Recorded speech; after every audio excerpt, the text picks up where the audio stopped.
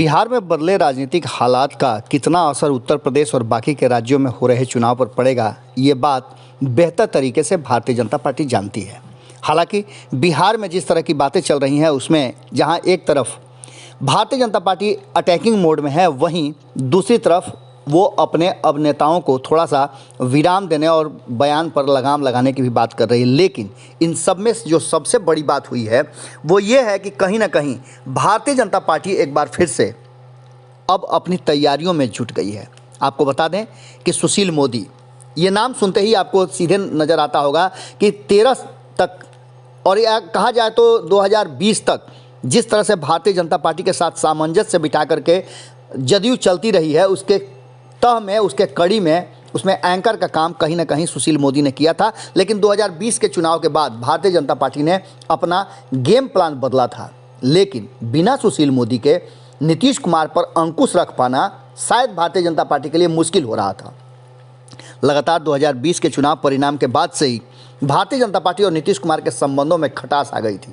हालांकि सुशील मोदी को कहा जाता है कि वो नीतीश कुमार के करीबियों में से हैं और नीतीश कुमार के लिए भारतीय जनता पार्टी को भी कभी कभी बैकफुट पे खड़ा कर देते हैं। अब ये काम कहीं ना कहीं भारतीय जनता पार्टी के लिए आरसीपी सिंह कर रहे हैं और आरसीपी सिंह को कहीं ना कहीं जनता दल यूनाइटेड ने साइडलाइन कर दिया है। जिस तरह के कल बयान आए हैं उसके बाद से बहुत सारी चीज़ें बदली हैं और इस बदली हुई परिस्थिति में सुशील मोदी के मैदान में उतारने का पूरी तरह से भारतीय जनता पार्टी ने छूट दे दिया है। आपको बता दें कि नीतीश कुमार का लालू प्रसाद के साथ बढ़ती करीबी और प्लानिंग को देखते हुए, सुनते हुए और जिस तरह की चर्चाएं हो रही हैं, उसने स्पष्ट कर दिया है कि भारतीय जनता पार्टी जहां उत्तर प्रदेश पूरी तरह से अपने कब्जे में रखना चाहती है, वहीं बिहार भी हाथ से छोड़ना नहीं चाहती है। इस सारी बातों को सामने रखते हुए सुशील मोदी को सामने रख दिया गया है और सुशील मोदी नीतीश कुमार के विकल्प के रूप में सामने नजर आ रहे हैं। आपको बता दें कि नीतीश कुमार के खिलाफ सुशील मोदी का ये पहला ऐसा अवसर होगा जब वो तन करके अड़ करके खड़े हैं और नीतीश कुमार के खिलाफ और उनकी पार्टी के खिलाफ जहर उगलना शुरू कर चुके हैं। आपको बता दें कि राज्यसभा सदस्य सुशील मोदी ने वर्ष 2017 से लेकर के 2004 तक की बातें, 2003 और 2005 तक की बातें सामने रख दी हैं और साफ तरीके से कहा है कि जिस तरह से भारतीय जनता पार्टी लगातार उत्तर प्रदेश में चुनाव में बेहतर प्रदर्शन कर रही है, वहीं नीतीश कुमार का कहीं नामो निशान नहीं है। उन्होंने कहा है कि 2017 में 403 सीटों वाली यूपी विधानसभा में हमने प्रमुख दल के रूप में वहां सत्ता प्राप्त किया। 2007 में बिहार के 3 दलों ने जब यूपी का चुनाव लड़ा था तब लोजपा के सभी 72 उम्मीदवारों की जमानत जब्त हो गई थी। एक राजद के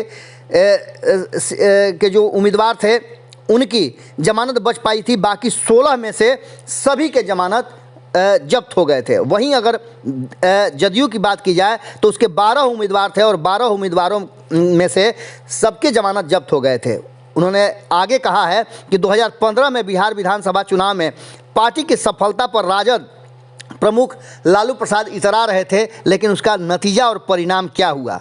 यूपी में कभी भी कोई चुनाव नहीं जीत पाए हैं।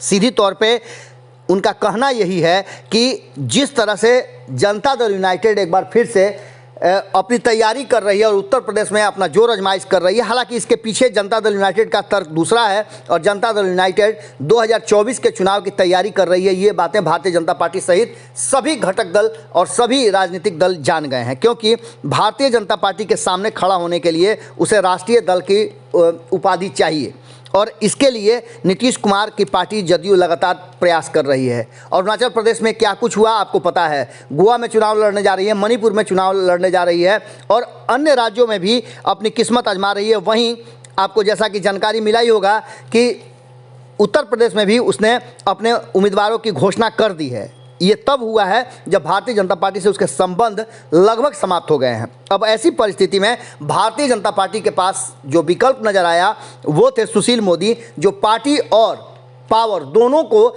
बेहतर ढंग से हैंडल करते हैं। आपको पता होगा कि पिछले 15-16 सालों में भारतीय जनता पार्टी में भी किसी तरह का विद्रोह बड़े स्तर पर सामने नहीं आया जितना अब देखने को मिल रहा है। कोई कुछ भी बोल दे रहा है और भारतीय जनता पार्टी का उस पर कंट्रोल नहीं है।